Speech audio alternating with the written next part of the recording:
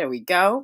Hello, hello, hello. A good evening, everyone. This is the ItCast Real Talk on Sex, and I am your host, Nika Sherelle. The ItCast is our community outreach podcast that increases diversity in conversations on health and sexuality.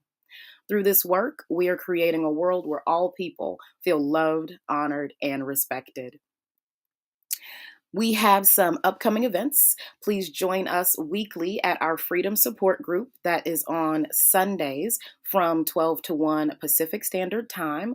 We meet and come together and discuss anything that will free us up from shame, and we do it in a beautiful collective space that is co-hosted by Ethology Collective and the House of Sherelle. You can find information about them at ethologycollective.org and also on our website. We also have the Sunday brunch at Jolene's in San Francisco, happening every Sunday. It's an amazing, fabulous burlesque variety show. Go be a part of the community, show your support and your love. So, if you would like to have one-on-one coaching with me, please visit my link tree to book a free connection session, and we can set up a time to discuss how I can be of service to you. Ask us anything. We love hearing from you on the show. We love it. We love it. We love it. Please send us your questions. Post your questions in the chat. Let us know. We want to hear from you, and it really makes a difference. So get access to our bonus content on Patreon, subscribe to this YouTube channel, share with your community, and let's go ahead and dive in. This week, we have Real Talk on Wholistic Sex. In the booth, we have Amanda Mehta.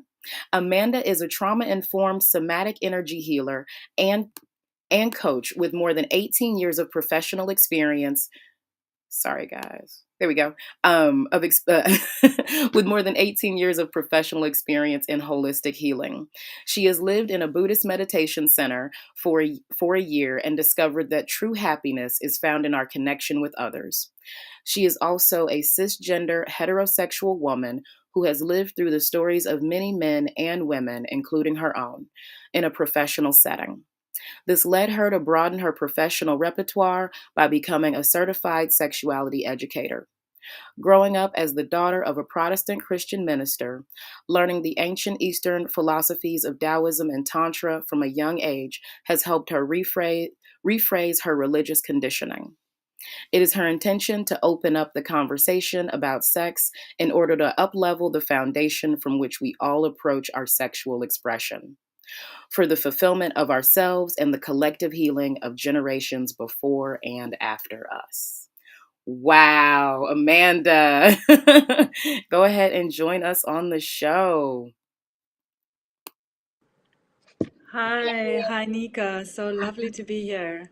Likewise. Oh, wow. That bio just touched me so much. I just, whenever I get a chance to feel that. Tell us a bit more about yourself and why you chose to do this show. Right. So, any opportunity to talk about anything sexually related is an opportunity not to be missed. It's been such a taboo topic for so long that now we get to talk about it in a relaxed fashion. We get to normalize talking about it, and why not? Collectively, we're raising the bar for what we're comfortable with. So that's why I'm here. I love talking about sexuality, sensuality, getting comfortable with ourselves. The conversation is on. Yes. And I love you just went right for it. You're like, look, it's time. We got to do it. And it does. It makes such a big difference to the world and how we heal. In your bio, the one thing, okay, let's start with what is holistic sex, because I would love to just jump in anywhere, but let's actually create that framework for our Yeah, listeners. I think that's a great idea because the word holism and holistic is very broad. Mhm. And it's broad with the reason that it incorporates everything. And that is the purpose of it, because when we are engaging in our sensuality and in our sexuality, we're engaging in more than just that. We're really engaging, at a physical level in our body, our breath, our movement. And then it gets a little bit more less physical, less of the gross matter. We go into our emotions, we go into our feelings, we go into the subtle feelings. And then we enter a place where we connect the feelings, the emotions, the energies of others. And that even goes further into the collective.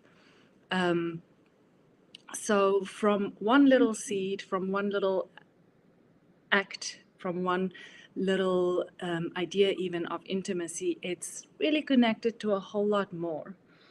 Um, and then also, our sexual energy is our creative energy. And then it moves up to be our spiritual energy. So, holistic sex really keeps in mind that sex is not just sex. There's a whole array of elements to be taken note of and to consider and sometimes incorporate. Mm, wow, sex is not just sex. Yeah, that's very that's very profound, and I don't think people think about that often enough.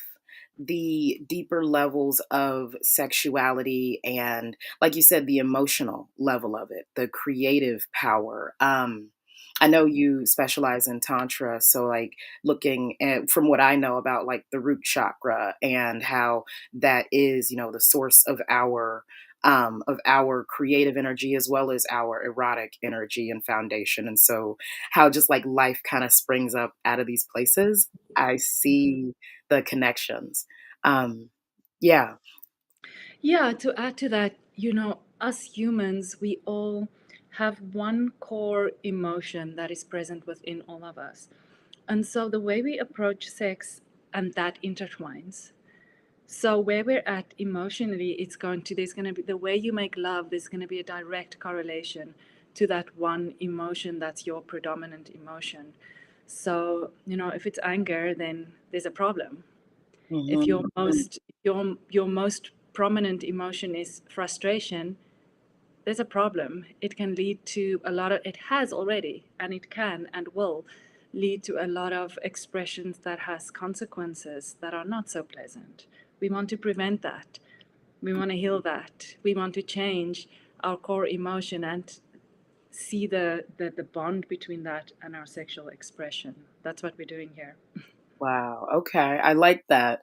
Okay. So the idea of this core emotion being like kind of the state that you walk around in at all times. Um, so sorry. I discovered, I guess about a month or so ago, that I tend to walk around like my default is like stress and anxiety. Like when nothing else is happening, life is just good. It's like, okay, what can I stress about? Like it just it's pervasive and it just comes up. And that is a core emotional state. So I hear what you're saying. It's like, okay, if that's who I'm being, that's who I'm gonna be in the realm of my sexual expression and who I am and how I am with partners, and because that's how I am with myself. Absolutely. And thank you for sharing that, by the way, and sharing your own personal experience. I will do then the same. Because I also noticed this week that when I move from my space to a space of broadened expansion, where I'm more expressed and more open in my existence, that there's this little voice that always wants permission. Oh, no, no, no, you need permission before you can go there. So naturally, you can see where that's going to go in a sexual setting. If I need to have permission for expressing my creativity, it's not going to be a great contribution to me and whoever I'm with. So, yes, we are more than sex, and sex is more than sex. Wow. Yeah. Um, Thank you for that. That just it hit me in a really, really strange way. Like, I Yeah. don't know. I can't sometimes I get moved and then I just kind of like lose it all. But I've had those experiences, and the energy is very, very, very important. I would So like to comment before you carry on. Sorry to no, interrupt. please. Because what you're experiencing right now is actually, in a way, very profound. we oftentimes, I don't want to use the word oftentimes, sometimes we feel something, and because we're so used to moving on, we don't have the space to feel it and be comfortable with it. Mhm. And this also happens during our moments of physical intimacy. And then we miss an opportunity to just be, and to just be shamelessly, shame free. And when we're talking about holistic sex, we really honor those moments where it's not just you and I, but there's a moment to observe myself, observe yourself, and see, oh, there's a uncomfortable quiet now, or there's a feeling that's unfamiliar. And allow that to be, because in that there's really magic. Mhm. So just again, thank you for naming what you were going through right there. That's very useful. Useful. Thank And then I see that Betty asks the question, when does that core emotional state develop? And that's such a good question, you. because, you know, they say we operate with only 10%. Our consciousness is only 10%, and that which is in our subconscious is where all our decision making process is from, where all our reactive behaviors is from. And those core emotional reactive patterns, we develop them sometimes at infancy. That's where the attachment theory is, from infancy.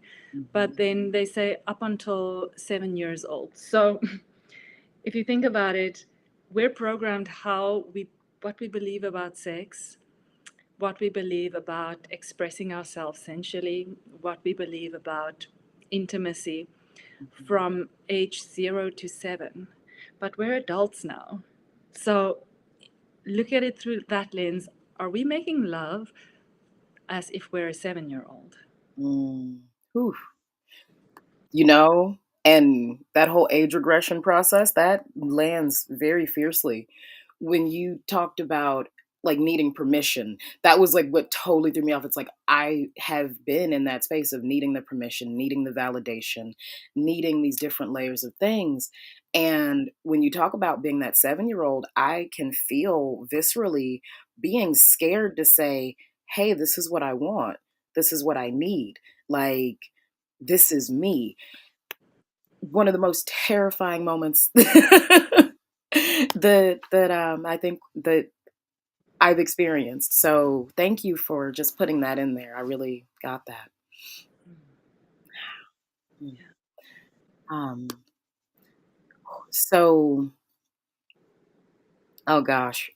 So the core emotions and the physiology of the body. That's really I feel like that's a lot of what I'm going through right now. When we talk a bit about that, I know that's a part of your work, and I'm like, go. Yes, no, thank you again for saying that and honoring that, because what we feel, there's so much opportunity to express in different ways. And so even if we think about sexual intimacy and thinking that has to happen only in one way, we can do ourselves in quite a bit. I know when I started, of course, doing sexual and sensual healing work, it doesn't happen just in a short time. It's a theme for, I think, all of us humans. And there was one stage where I was really actively seeking it out. And I did a little bit of reading and research and came upon the sexual liberation movement of the 60s and the 70s. And I thought, well, how interesting that is. They did such amazing work. And yet, why are there so many of us that are not resonating with that or included in that? Right. Because, you know, they were the icebreakers. So the pendulum is on one end, and then it goes a little to the other end to self-correct. And where are we now? We're already in 2023. So we had a little bit of time to adjust. And now there's a whole lot of us that we don't need to run naked at Mhm. Burning Man, or we don't need to be in a group setting to all orgasm together as women, or we don't have to do these extreme things anymore. Right. We can just start acknowledging, well, what am I comfortable with? How far can I express myself and still feel good with it, but not hold myself back? Yeah. So we have this beautiful opportunity to say, whew, I'm having a little bit of overwhelm right now. This is my edge. And then how exciting it is to be in that edge, because there's a little bit of slight adrenaline almost that goes with it, but not enough that it throws you out. It's just there at the edge that it keeps you alive, keeps Mhm. you curious. Yeah. Adrenaline. That's the word I was looking for. I was like, it's scary. And I'm like, no, it was supercharged, like supercharged. And I love also what you said about the sexual revolution of the 60s and 70s. When I first started this work, one of the things I said is not everybody participated in the Summer of Love. Not everybody was there. We didn't get this like revolutionary breakthrough. And Mm. so actually like having it spread and permeate, I think, to larger and larger groups of society and people so that it is empowering. You know, like you just said, now we can have these conversations about pleasure and passion, and we're consistently removing the stigma and the shame from that. So I think it's really beautiful. Um, One of the things you mentioned was about feeling emotionally safe. And I'd love to talk about that when we actually just in the space of just talking about sexuality. Yes. You know, before starting to learn about sexuality more professionally, I have been a body worker for a very long time. One of the modalities I practice is craniosacral therapy. And when I have my hands on people like that, it's like the body tissues start talking. Mm. And it's like there's a download of the reactive patterns that people go through. And so working with that very subtle observations in the body has opened up many conversations. And I surprised but also not to know that women who've been married for 30 years tells me I'm not feeling emotionally safe with my partner. I mean, how is that possible? How is that possible? We know it is and it's commonplace, but Mhm. thank you, let's talk about it. Um, the thing is that, as you quite accurately describe your own process of the amount of courage it takes to ask for what we want, and I've been through the same. It took me doing a lot of work, and I think the first time, even in a sexual setting, that I was able to ask for what I want was with the organization they called orgasmic meditation, where Yeah. you actively learn how to break the steps down, and you're actually actively prompted to say you have to ask for what you want, and it's so uncomfortable. Yeah. But without learning to ask for what we want in a way that it can be received, because we know the wounding of the masculine is so big that you just say something a little bit too offensively and they close down in shame, feeling that they've done something wrong, they should have known better, like they supposed, like we're brought up thinking we have to learn everything from men. So so it's such a delicate process that we have to first become comfortable with our needs. Then we have to be able to voice our needs in a way that's essentially teaching another person how to hear our needs. Already, just those two things are huge. And only then we have to give permission and space for that person to practice a little bit how to hear us and how to be okay with that. And only then can we start having an experience of what it feels like to be emotionally safe with one another. It's a big, big thing. It's not a 1 day process. Yeah, I love that you shared that because I think we have this idea that once you get to a certain place with a lover or a partner, that everything just exists, just kind of, now it's great, you have wonderful sex, life goes on. But there are so many nuances. And I love that you talked about, the shame that men feel, or the masculine shame, and how there's so much trial and error, there's so much need to get it right. And even just knowing that, I am curious if you could go back and just share with our listeners about cranial sacral therapy and like actually what that is, so they Sure. get some context. Yes, thank you. So, craniosacral therapy is a body work modality, so not so much to do with sexual healing directly, although we know that the body holds memory. This body holds a lot of memory. So sometimes, if you're touched, say for example, you've been sexually abused, Mhm. and someone touches you in a way that reminds you of that, it can be very triggering. And so it can bring back memories. So we know that the body is very, it is this huge memory bank, and touch is actually one of the, not only touch, but it's a very potent sense to bring up memories. Now, craniosacral therapy is a light touch modality that really works with opening up the of not op- like opening up the fascia of the body so that the cerebral spinal fluid can flow through the body easily and unobstructedly. So that's the aim of it. It can be a little bit compared to Kundalini awakening work. Kundalini awakening is an Eastern Indian term for awakening what is called a dormant energy in our root chakra. And when that is awakened or being awakened, it's not that it's just one process. It's opening and coming back process. It's like a growing thing. Then you have access to greater senses, greater sensory awareness, and all of that. Mhm. So yeah, craniosacral therapy is a light touch modality where the therapist will have their hands gently on a person. And then from there, various approaches can happen whereby you recall a memory or simply the body releases something that it held onto. Thank you. Thank you. That's big. I know we did talk a bit about healing sexual abuse and somatics. And so this sounds like it's in that same vein, Yeah, of like tapping into the body. absolutely. Absolutely. Mm.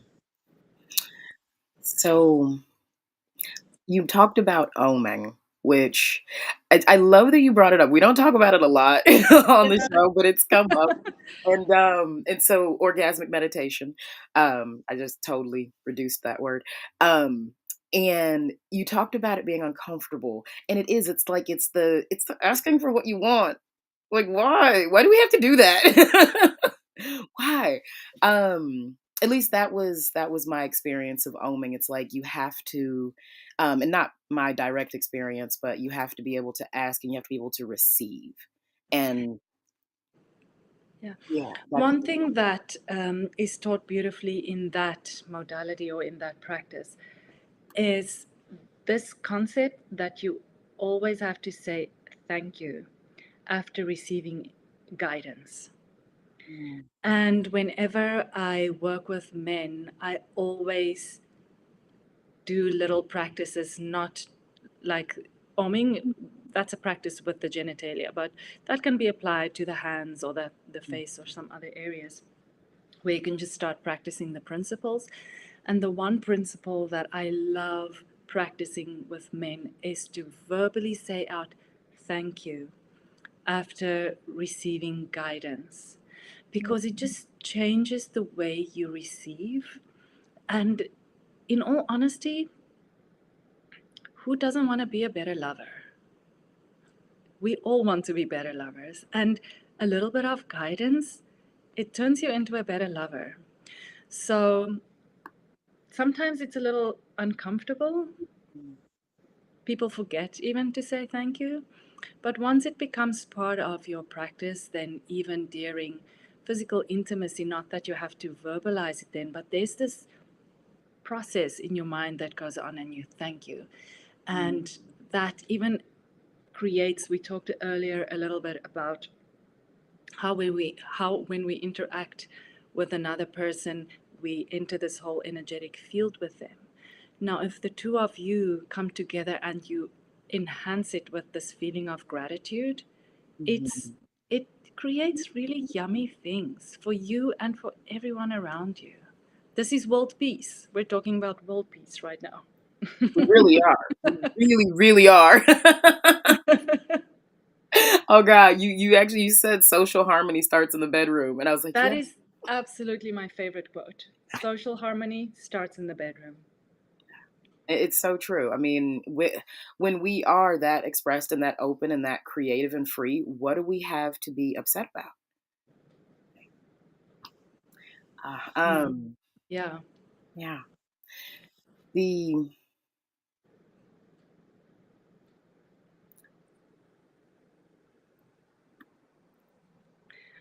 I'm just reading some of the chat here, and someone mentions chi building exercise. Now, I'm not sure if that's a question or if that's just a prompt, but yeah, we didn't really talk about how we can take responsibility for our own sensual activation. And since we didn't talk about that, I'm presuming the person refers to us connecting with this energy field beyond us or developing our sensitivity. But yeah, we can actually practice to be more sensitive to the awakenings in our body in different areas. You know, the word embodiment is a very alive word at the moment. And this essentially deals with that topic of becoming sensitive to different areas of your body. And when you're sensitive to different areas in your body, you can observe movement there. And so, how that applies to physical intimacy is it doesn't just stay here in the lower centers in the pelvis. You can start having really amazing feelings all over your body, a little touch on the wrist, even like somewhere really innocent, can be so much more than that. So, yeah, with the breath, and with in yoga we call it bandhas, or in the Chinese medicine and the Taoist arts we call it locks, energy locks. We can start to, you know, amplify a little bit of a feeling in one area of the body, and then when you release that, you notice a lot more energy moving around, or a lot more heat, or a lot more feeling, a lot more sensation. And so we can apply certain locks, and they say that when you do the locks, it's to move the energy upward. We can think about it like that, but we can also just think about it as sensitizing different areas of our body so we have a little bit bigger surface space to experience from. ooh. Nice, nice. Well, thank you for putting that in the chat. You when you were talking about gratitude and that space of yummy connection, it reminded me of it reminds me like there's a way in which shame comes up. So you mentioned guidance, and I think having feedback around sexuality and the way that we have engaged with each other can be very shameful. It's like, oh, someone told me I did something wrong. And the way that you said guidance, it's like, oh, that's such a different way of looking at it, because that's actually what's happening.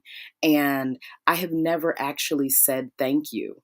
Like I've thought it, I felt it, but to have a practice of utilizing that, I think that's huge for everyone out there to really start being in that space. Nika, perhaps I can share a little bit about my personal journey Yes, please. and how I've used sexuality to get out of a narcissistic abusive relationship through that principle, exactly through that, through simply through guidance during physical intimacy. Mm. because dealing with someone who's obviously very, very sensitive, especially to criticism, was a huge challenge. And two things happened. One, I needed to have my needs, my physical needs, and emotional needs fulfilled. So I took a proactive approach to that. And then when I became more embodied, less shameful, more proud about what I need and how to express that, then our vibrations didn't match anymore, and Mm. life created opportunity for us to move apart. And now we live happily ever after apart. not not through some lawsuit or through some serious chaos, through up leveling on my side. I'm not sure what he did on his side, but for me, up leveling my sensual experience. And there is a tip that I can share with the listeners. There's one thing, especially, I don't know if men do it as much as women, but us women do it. When someone does something, when someone touches us, for example, in a way that we don't like, we say no. Immediately we say no. We offer rejection. And to unlearn that pattern, it takes a little bit, but if there's one thing you learn in your sexual interaction with another person, oh, I think that could be the most valuable thing. Instead of saying no, to train your mind to say, that what you're doing right there feels good. Can you do it slightly differently? To the left, to the right, little softer, little more. So this is why I'm using the term guidance, because really you can use any situation and turn it into that guidance rather than telling a person what to do or not to do. That's never going to work out well. Yeah. Yeah, that's pretty big. And so stepping away from that kind of relationship slowly and methodically, it's real when your energy doesn't vibrate on the level of someone else's, it does repel. And I think that's a really big thing for everyone to consider is how well are you being with yourself and like prioritizing and managing how you're taking care of your own energy. Mm-hmm. Yeah. Yeah, I'd really like to see a world where we don't just blame everyone around us, um, and where we can meet ourselves with our needs. I really would like to see that world. Mhm. Yeah. So we talked about energy. Tell us about being an energy healer, your work as a sex coach. Mm. So, work as an energy healer. As I explained before, I've worked with the body quite a bit during this lifetime in various modalities that move from the more physical to the more energetic. And then I've also done a whole bunch of training in intuitive work, which access, the body from completely the other side, and work with imagery and this kind of thing and bring it closer to the body. And so one of the practices I have, or one of the offerings I have, is where I actually give people an intuitive reading based on their body system, their energetic body system, the chakra system, but how that relate to their sexual responses with their partner, how their partner responds to them, and where are their blind spots.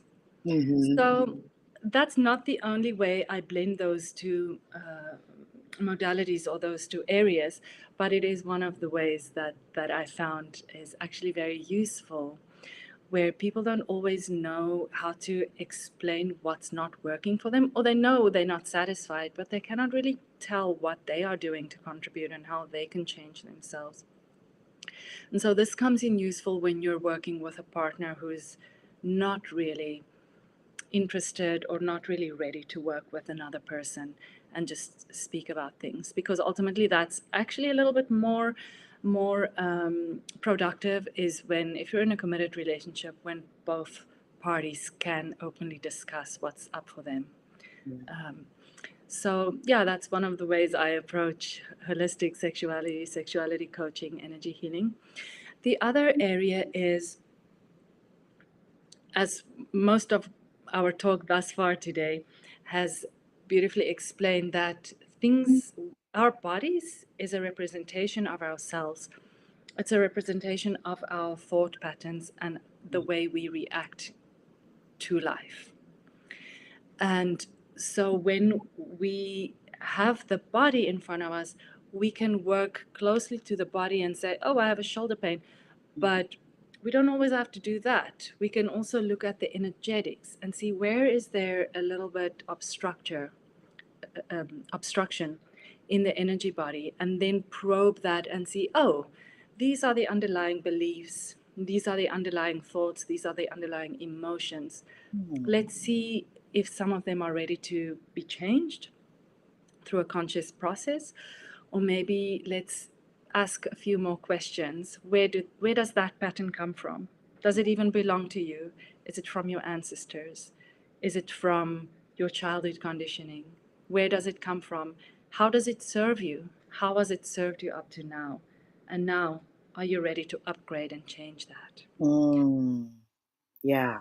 That reminds me of, and I think this might be a good correlation, the idea of when someone like has low self-esteem or they're constantly like looking down and they don't want to make eye contact, and like there's an energy there that you can see it in their physicality, but you also like there's the understanding of what's happening. So then that relearning and mapping and that personal shift, like you said, like leveling up to be able to not do that really really takes something. It's like, Hmm. yeah. Yeah, exactly. And so, like I said, that's the energetic approach. But Hmm. let's be proactive, because that person, should they have low self esteem, um, why not learn some actual techniques in the bedroom that you can develop confidence? Hmm. Because sure, we can develop confidence in many ways, but there's one thing that keeps us all together. There's one thing with all of us, humanity, regardless of um, our gender, our socioeconomic background, our racial background. There's one thing that we all have in common, and that's sexual expression. And so that's one thing. If we have confidence there, we tend to be confident in other areas. So, working with a person like that, for sure, there's going to be the energetic part. But should that person be willing to also do a little proactive work, that could be one avenue of exploring and see where can we up level your ability to be a lover, either to yourself or to your committed partner. Um, and let me just see if I'm missing something. That, and then of course there are many other little things that come out once you start talking with people. I, for example, worked with a person, and this is not an uncommon theme. A woman, she had been married for many years, very happy in her sex life, very satisfied, and then we started pushing her comfort zone ever so slightly, had her initiate. Wow. Whole different New world. world. Yes. And and of course that wasn't as easy as just say, "Oh, I'm going to initiate tonight." There was a little process. There was some perceptive perceptive and perception changes that needed to happen. There was some belief work, but there was actual practicing how we're going to implement that, and this kind of thing. So the two come together very, very beautifully, um, and express in each person a little bit differently depending on their individual needs. Are there any like simple tips you can give us for improving our confidence? Go. Yes. I'm not going to give the actual tip, but the tip before the tip is educate. Learn. Learn what do men generally like? What do women generally like? What are the upstrokes? What are the downstrokes? How light? How deep generally? Mm-hmm. Because then when you're with your partner, you can ask to adjust, you can ask how to modify it. But if you just have to learn everything from your partner, then what happened earlier, you get all this emotions, all these feelings, all this overwhelm, and many of us, quite frankly, just freeze up, Right. and then we don't have a good experience, not Right. neither partner. And thank you for asking that, because confidence is key. Absolutely. Confidence is key. And even if you don't have the skills to be in an area of the body that's less sensitive, that you can practice, that you can start getting into the feeling body of being confident, because this is going to carry over to your lover. Mm-hmm. Whereas if you're in an area where you want to make an impression, if you go straight to the genitals, for example, but you're feeling a little insecure, I mean, you can be a little insecure, but if you're overwhelmed with it, it's not going to be fun for you or for her. So then move a little further away. Go to a hand massage, head massage, Mm-hmm. foot Mm-hmm. massage. Begin at the extremities and slowly work your way closer to the center line of the body. Oh, I like that. I like that. One of the things I noticed with doing my own energy work is that it's very easy to go too hard, too fast, just right there. And I recall I was doing some heart exercises and I realized that, like, energetically, I couldn't touch my own, like, heart space. It was Ah, like, it was so alive, it hurt, and it took ah, time for my hand just, like, to go from here to actually being able to touch my heart was ah. crazy. And there's also conversation around, even with physical stimulation, we aren't paying attention to and acknowledging how sensitive we actually are. So then that whole desensitizing conversation is because we're going in trying to, like, make something happen real quick the way it's supposed to. So, True story. yeah. True story. And you bring up such a beautiful point right now, such a beautiful point, that when you are with another person, the best way to be with that person is to be in an explorative space. There's nothing that needs to be a certain way, other than you being comfortable with yourself and curious enough to explore, not just sit and wait for things to happen, curious enough to explore without expectation, but with full commitment. Mhm. I like that, the curiosity to explore, and the way you framed it earlier, just talking about, like, the pressure and the blame, like having everything, all the onus being on your partner, so that they have to control it, fix it, make it happen, and there's even that, like, disconnect. Like, when I think about it that way, like, there's even like a dissociation from my body. Very common, very, very common. And maybe I'd like to bring in something about Tantra here. Mhm. Whereas I just heard my friend talk about her friend being in a masculine, and now, but when he's with her, he's in her feminine. And I'm always a little curious what people mean when they say that, because I understand that many people talk about the feminine as being in this receptive, passive state, and Mm, being in the masculine is being in this action orientated, go getter state. And right. in Tantra, the qualities of the Shakti, the feminine energy, what we call the feminine energy, the Shakti, is passion, dynamic passion, movement. And the quality of the Shiva is like consciousness, it's stillness, Mhm, directedness, strong, steady, steadfast. mhm. And so when we just think about our anatomy and physiology, that makes a lot of sense. So, how can we switch that conditioning around that to be feminine, you're passive and you're kind of waiting for things to happen, and you're masculine and then you have to do everything?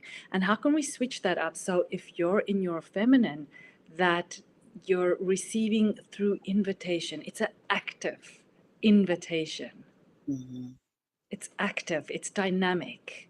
It's not opting out, sitting still, going into a freeze pattern and not Right. responding. Right. That's the worst thing women can do, is to just be quiet for their male partners. It's such a unpleasant thing for them, Mm. and so then the conditioning in a lot of men again is that they feel like they have to do everything. They have to. It's on them to give you pleasure. It's on them. It's on them. So Right. to give them that safety, that they can just relax for a moment. They can be active in their stillness, in their steadfastness, so that the woman can create the energetic atmosphere, so she can guide how she would like this whole dance to play out. And then he can be responsive to that. Yeah. There's a lot of trauma unlearning in both of those patterns.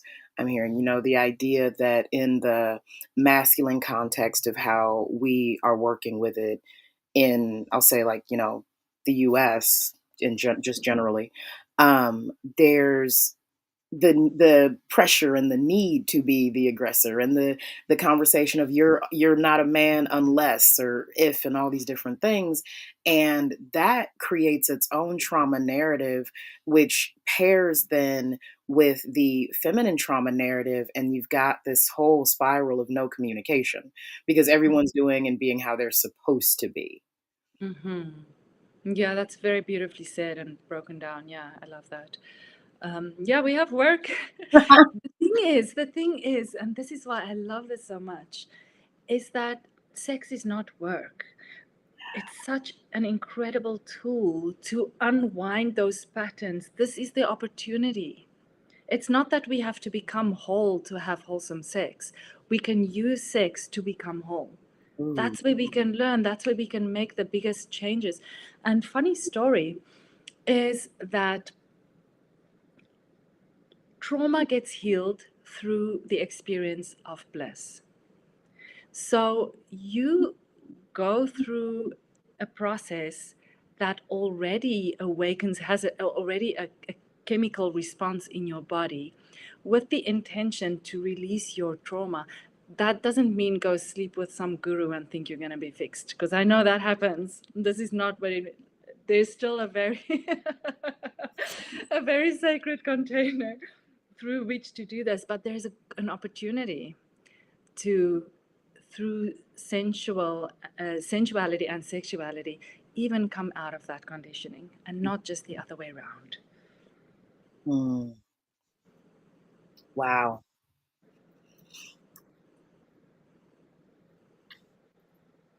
Mm. Forgive me.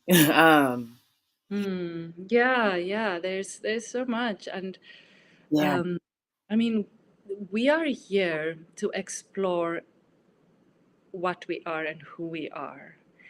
And if we can get ourselves, and I'm going to just slow down, because actually, this isn't just a talk for our minds to just understand a concept and run with it. There's real opportunity here for us to get really comfortable with who we are, and perhaps during one moment of physical intimacy, or even just a moment with yourself, see how you express. And when you see yourself express and how beautiful that is, there's intense healing, intense appreciation, and there's real growth and self acceptance. And I really wish this for every single human being.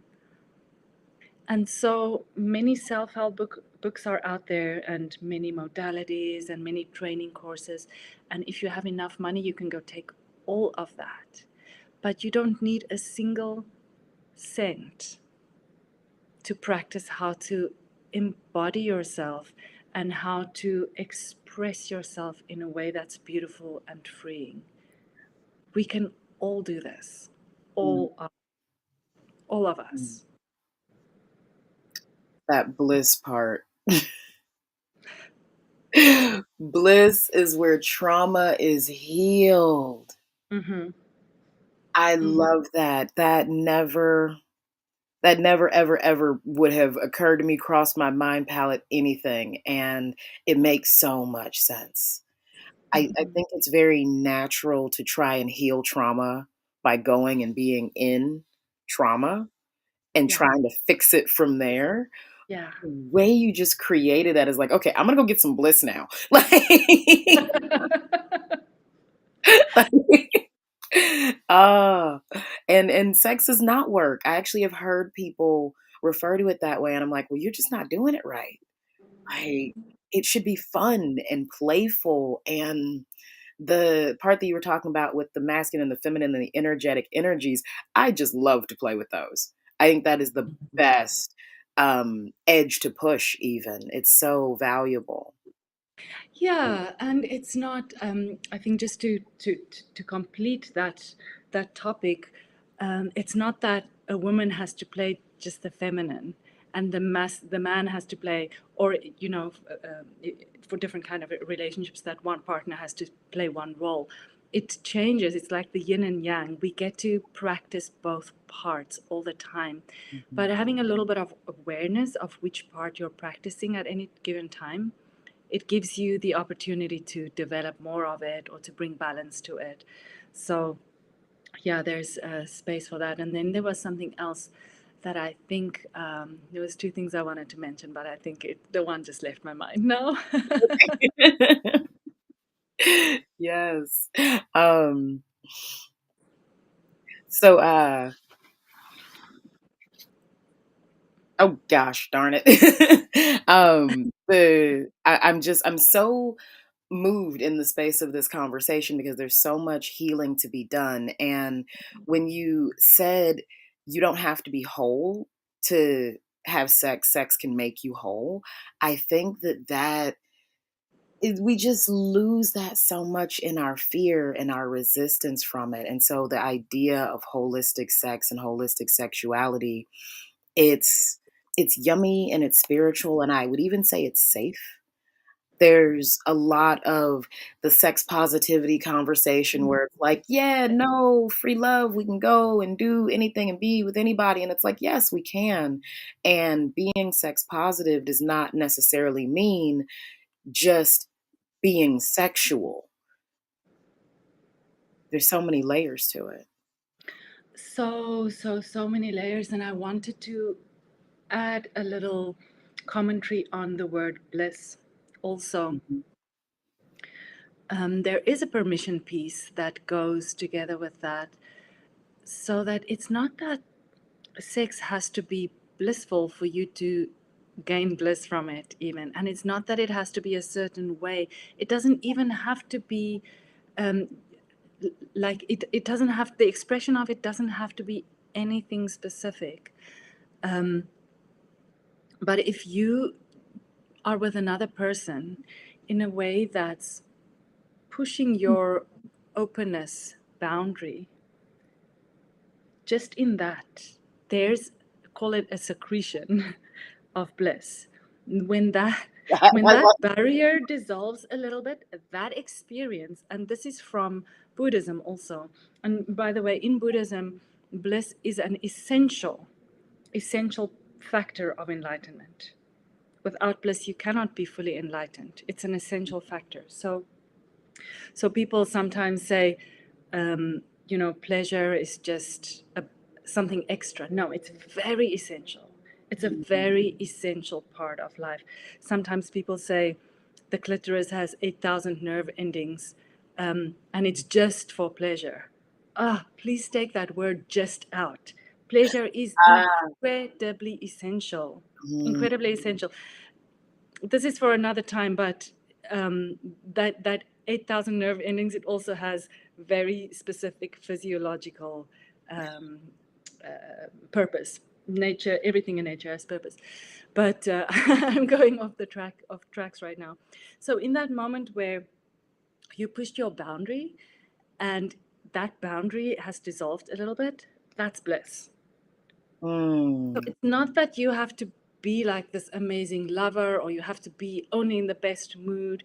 Like wherever you're at, if you can be authentic in that and be open and share that, there's an opening for bliss.